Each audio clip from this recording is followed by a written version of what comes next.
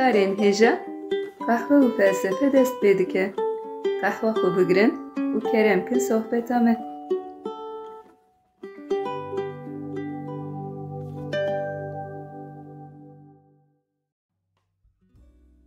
Merhaba guhdarên hêja bi beşeke nû a qehwe felsefeyê em careke din li pêşberî we ne. Merhaba guhdarên hêja, me dîsa qehwa xwe hazir kir û bi bernameyeke nû em dîsal pêşberî we ne. Murat di bernameya dawî de me dest bi serdema patrîstîk kiribû û em li ser felsefeya serdema patrîstîk sekinîbûn û meqala taybetmendiyên wê kiribûn.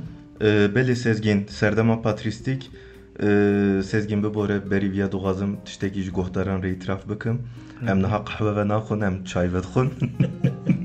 Sebebek wê ya ji ber buhabûnê ya. Na yani çaya me hazir bû, qehwe jî hazir dibe, belkî di nav nîvê programê de bigîje. Yani mi goyim di guhtara nexapîne. Erê rast ya durust bûn baş e. O çay hazir bû, yani mi go bira heyf nebe. Baş e Murat. Belê sezgên serdema patrîstîk di felsefeya Xristiyaniyê de serdema ewlî wek destpêka felsefeya Xristiyaniyê em karin binav bikin. Wek te goh meqala taybetmendiyên serdema patrîstîk kir, felsefeya patrîstîk kir. Bingeha fikr û ramanên felsefeya patrîstîk çine, li ser kîjan mijaran hatiye ava kirin, em li ser vana sekinîn. Ji bo felsefeya patrîstîk me çarçoveyeke xêz kiribû lê ez dibêm ji bo felsefeya serdemek em baş fêm bikin.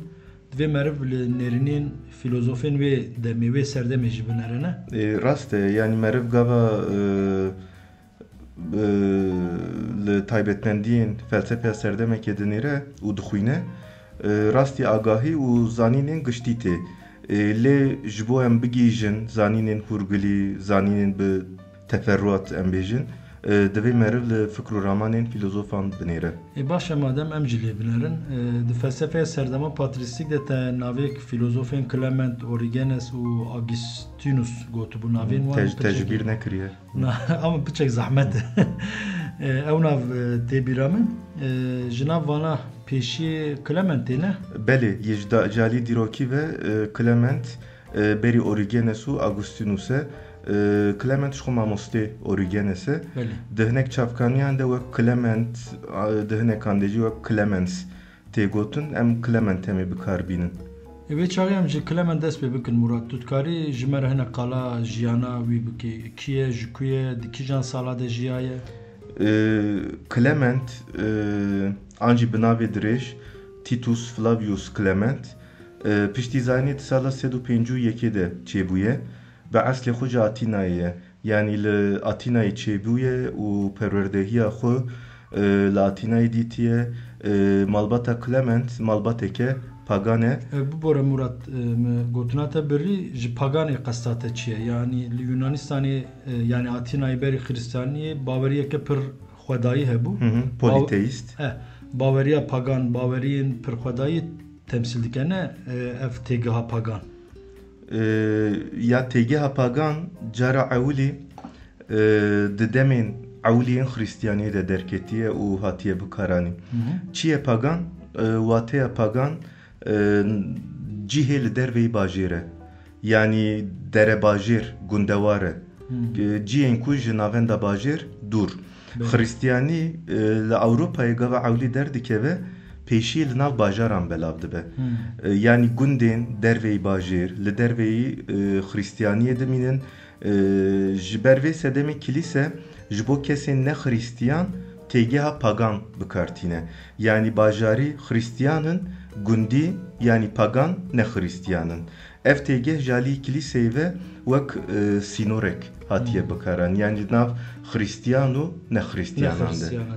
Spas Murat, teqala jiyana Clement dikir. Belê, me got Clement jî ji malbateke pagan e. Li Atînayê perwerdehiyeke baş dibîne, bi taybetî li ser felsefeyê.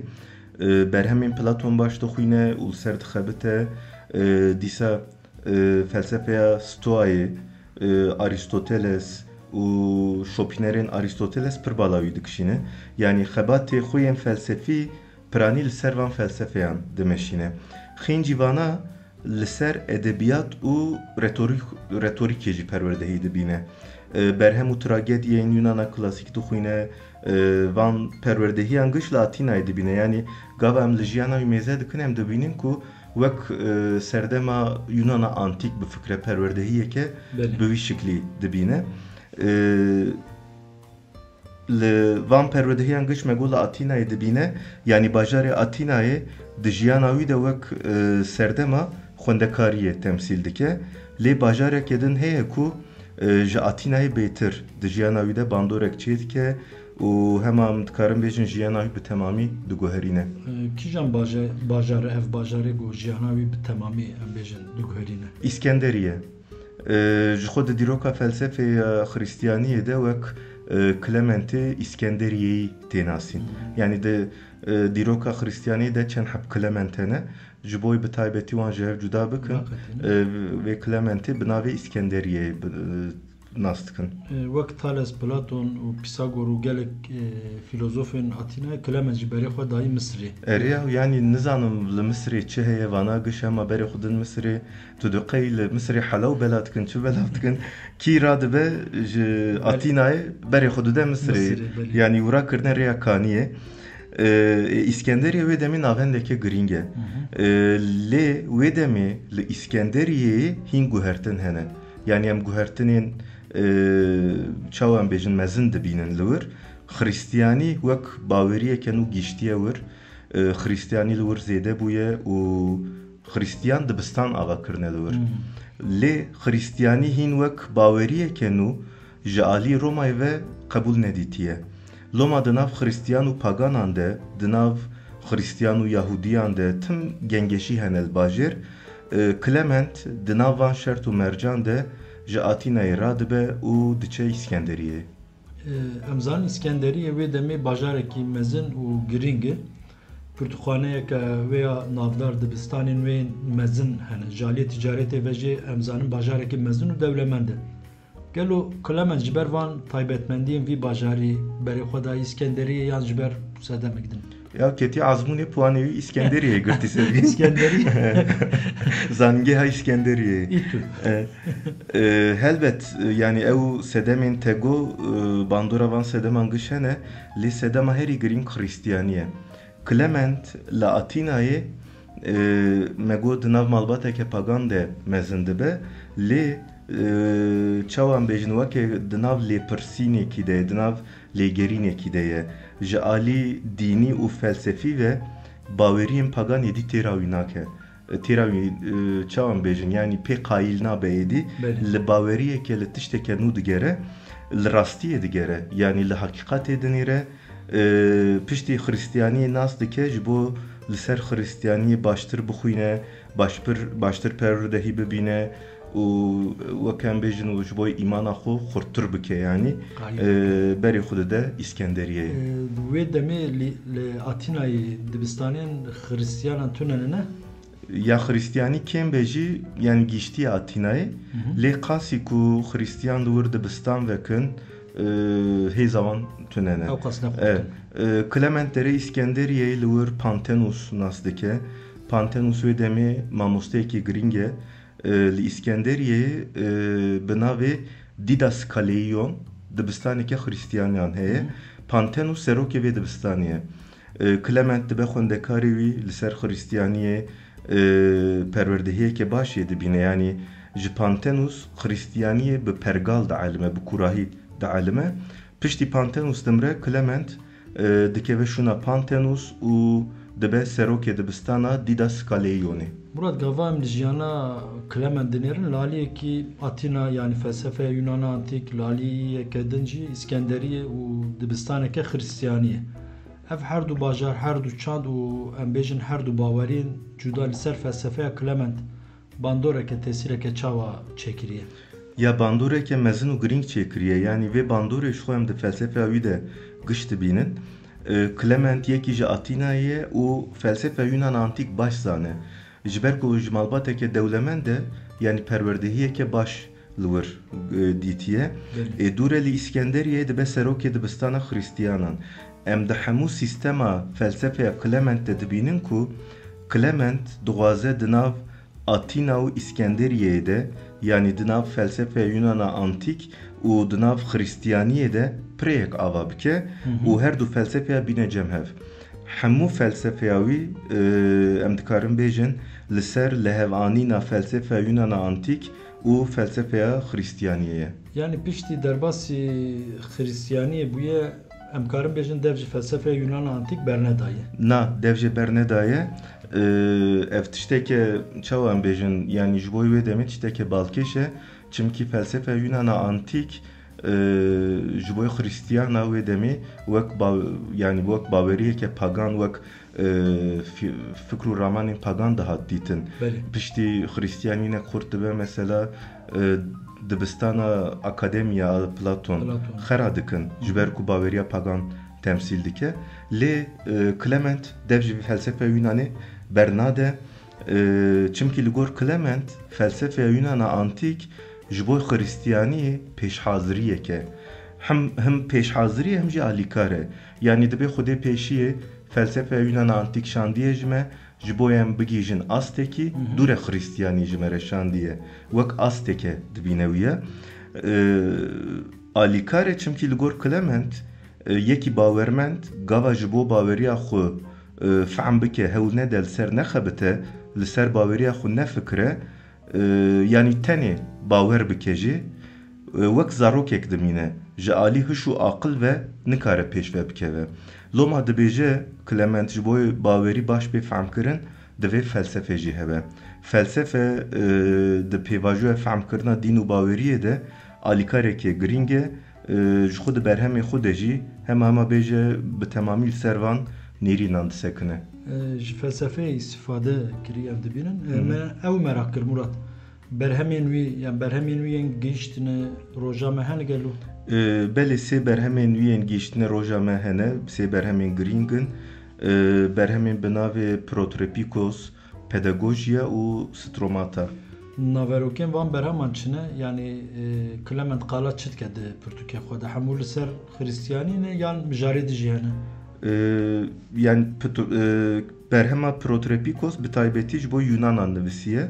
Bo Yunanên pagan yani wek gazîkirinekî ye dibêje ji Yunanan re dibêje dev jî paganîzmê berdin û werin ser rêya Xristiyaniyê werin ser rêya rast. Pedagojî ji xwe têya wî wek zanî wê demê jî kesên zaroka perwerde dikin yani ji bo mamostê zarokan tê bikaranîn.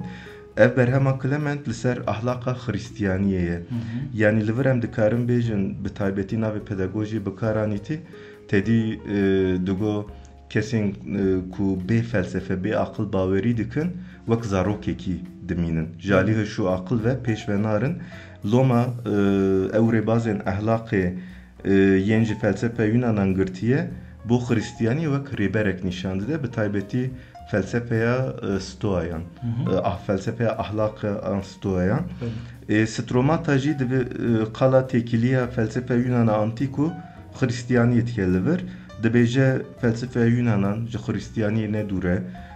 Dibêje felsefe bo heqîqeta Xristiyaniyê bê fehm kirin alîkarekî giring e.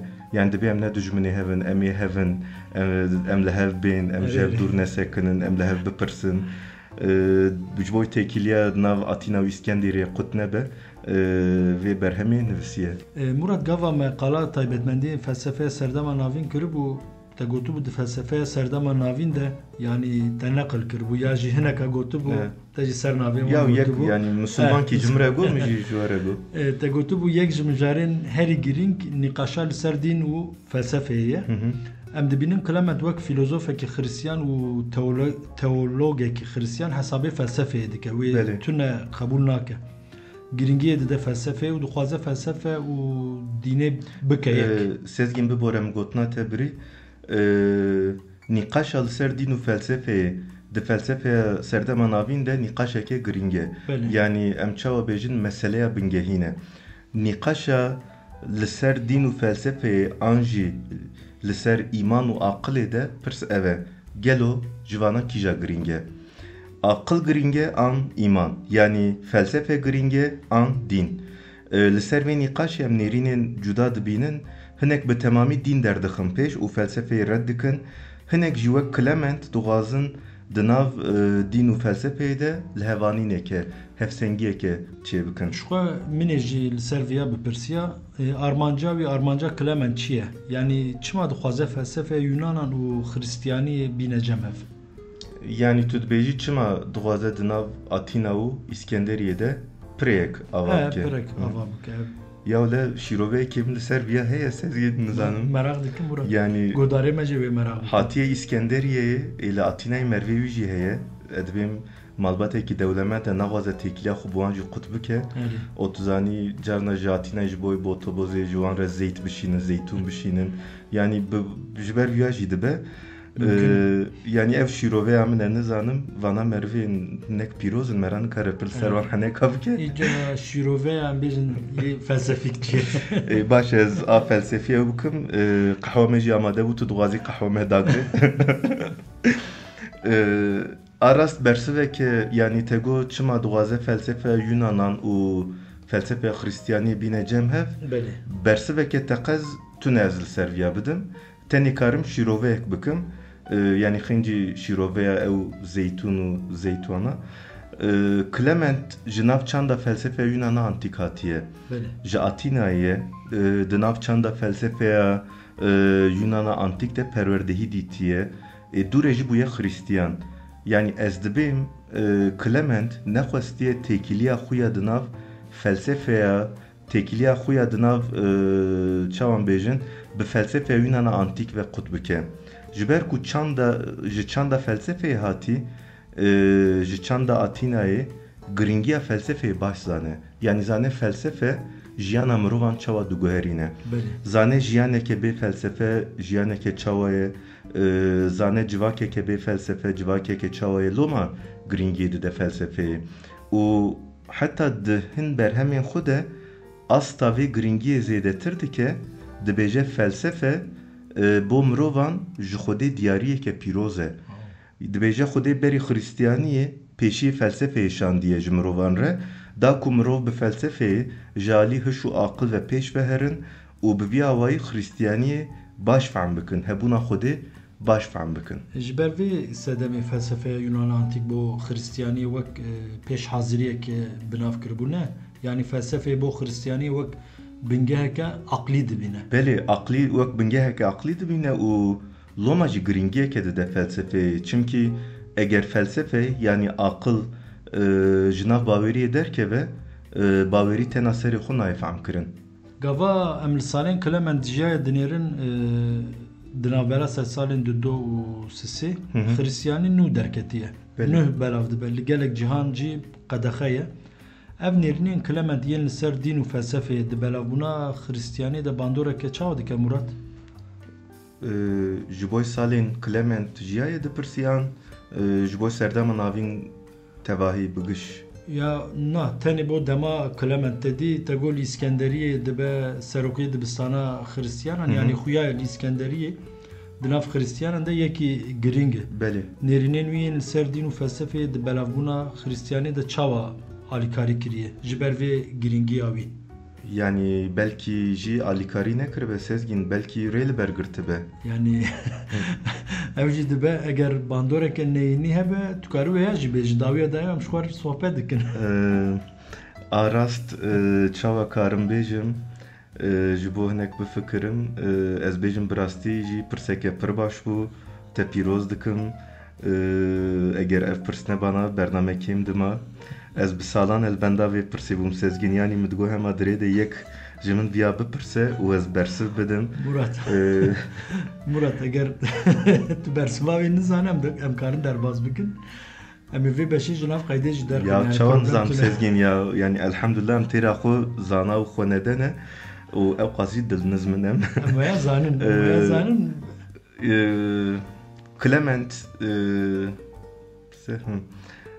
çawa karim bêjim Clement dixwaze di nav felsefe Yunana antîk û Xristiyaniyê de li hevanîneke çêbike wan bîne cem hev yani di bernameyê de herhalde min viya heftê û heft caran gotiye em ê bijmêrin bi vî awayî arast dixwaze asta Xristiyanî hinek bilind bike û ji bo Xristiyaniyê îmaceke entelektûel çêbike Xristiyanî gava nû derdikeve پرانی دناو فقیر و کولیان ده قبول دبینه و بلاو دبه تدی قالا وکویت که قالا عدالتیت که لوما کسین کو جوان تشتا محرومن پیشی خریستیانی قبول دکن جالی جواکی و کسین دناو شرط و مرجن زور ده دجین خریستیانی وکریه خلاصیه دبینش خوره اجبر وان سدمان خریستیانی جالی دولمند و انتلیکتویلان وک باوریه که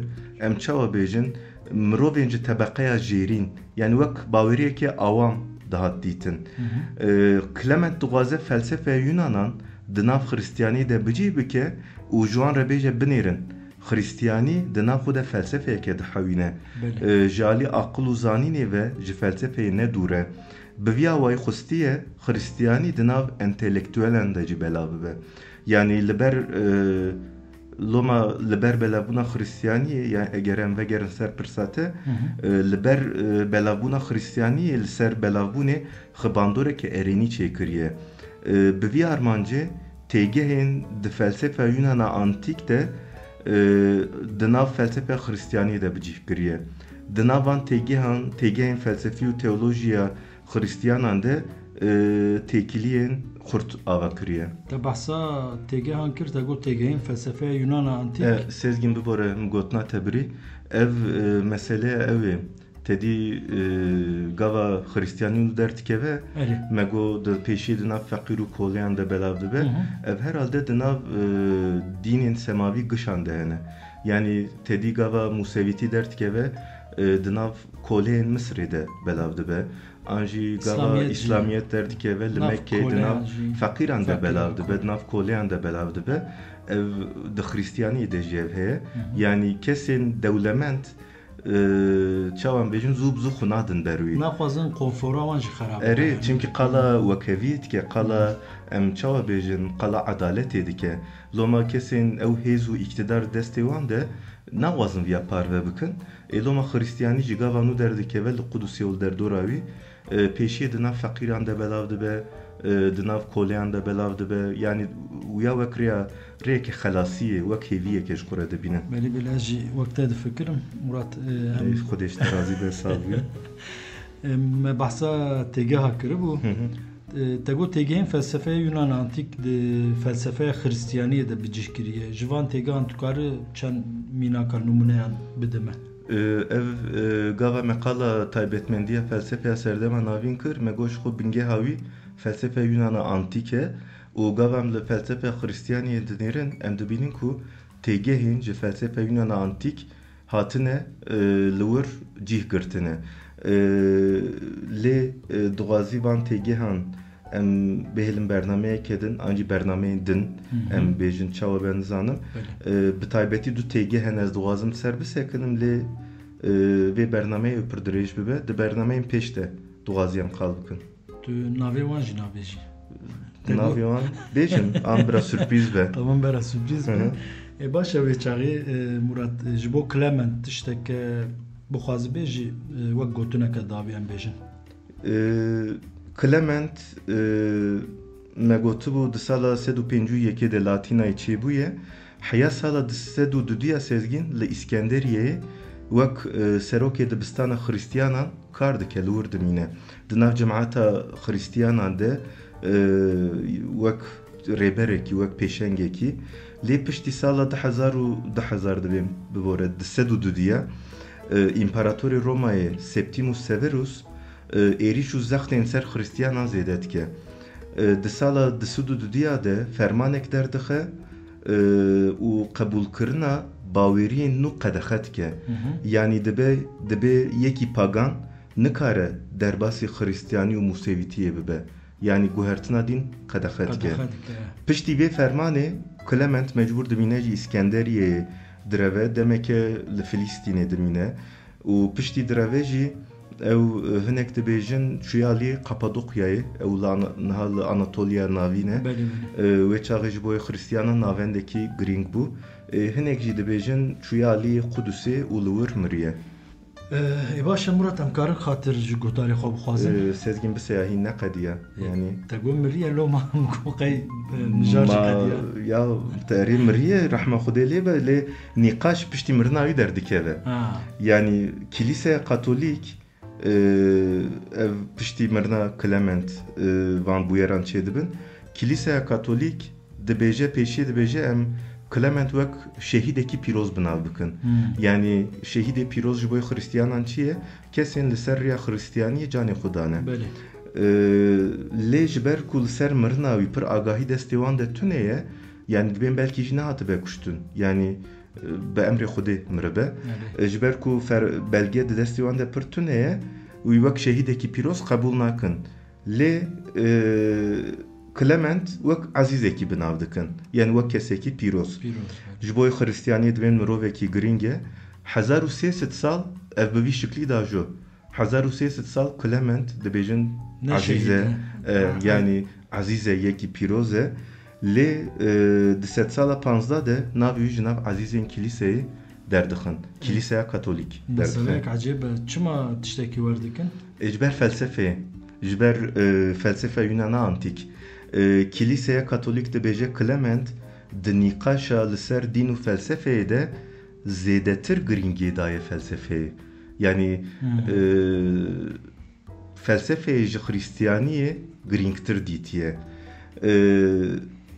Li gor Kiliseya Katolik Clement di fikr û ramanê xwe de felsefeyê ji dînê bilindtir dîtiye û ev jî dibêje li ser ji bo baweriya Hristiyaniyê talûkeyeke yani rê li ber baweriyê digre. Loma navê wî ji aliyê Kiliseya Katolik ji lîsteya azîzan hatiye derxistin. Lê tiştek balkêş li Kiliseya Roşelatê yani li Kiliseya Ortodoksan hin jî wek azîz tê qebûl kirin. Murat xuya em ê hîn behsa Clement bikin yani mesela wî dûr û dirêj e.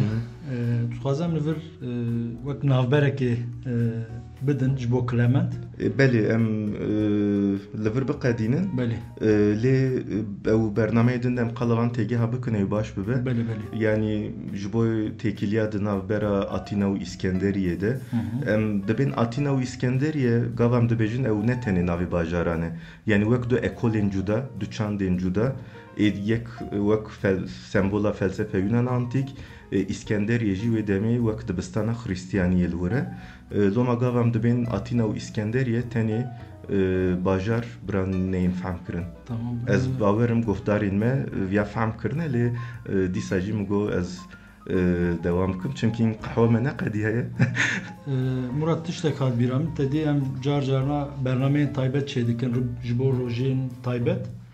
Lê wek pêşniyazek em karin rojekê ji bo Atinayê yan ji ser İskenderiyê bernameyên taybet çekin. Yani ne jalê felsefî İskenderiyê çi ye, li ku ye, jiyana veya wê demê em bêjin ya ji Atina wek aliyê sosyolojik nezam yani. Tu têkiliya kebaba İskender bu İskenderiyê. Em karin servan tişa sohbet bikin nizanim. Yani sergin berê te tim li derveye çima em ser Diyarbekir û Mêrdînê çê nakin? Em ê ser Mêrdîn û Diyarbekirê çê çêkin. Ev jî ji bo Hristiyaniyê navendên giringin Mêrdîn jî Diyarbekir jî. Belê di felsefeya serdema navîn de em ê qalavana bikin. Mesela ew Konsula İznikê heye ji bo İncîl wê çaxê kîja İncîla rast e kîja nerast e bê qebûl kirin. Konsuleke civîneke çê dikin û ji her derê dunyayê em bêjin mervên giring beşdarî wî dibin. Mesela ji Diyarbekirê jî derin. Yani belkî ji Mêrdînê jî çûne nizanim. Li Diyarbekirê niha ew zoxê heye nêzî balafirgehê. Belê navê ew pirek jî navê zoxê. Navê viyadûkê çi ye. Li wir mesela wê çaxê dibistaneke Suryaniyan hebûye ji wir temsîlkarekî giring bawî dikin diçe. Yani ji dîsa li Herranê li Nisêbînê dibistanên giring hene Suryaniyan. Ji wê dibistana got teqal kir li niha li Amedê tiştek mayî yan min nebîst bû? Bawer bike nizanim. Di qeyda de navê wê derbas. Di qeyda de navê wê derbas dibe. Em ê di bernameyên pêş de hinkî agahiyê xwe zêde bikim. Belkî em qalavana bikin. Baş e. Wê çaxê Murat em bernameya xwe biqedî. Belê em xatir bixwazin. گودارین هجا حتی برنامه کدن بمینن دناف خیر و خوشیه ده. گهدارین هجا حتی برنامه کدن بمینن خوشیه ده بی قحو و فلسفه نمینن بخاطره و خاطره و